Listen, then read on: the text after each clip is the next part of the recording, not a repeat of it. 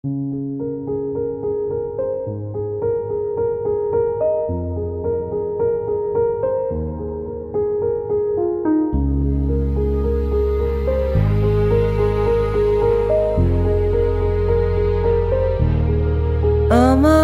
ক্লান্ত বিকেল, বুকে হাওয়া লাগিয়ে হাঁটা কতটা পথ হেঁটেছি গন্তব্যহীন চেনায় শহরের গলি। তোদের মাঝে যখন থাকি আমি, পৃথিবী তখন আপন লাগে।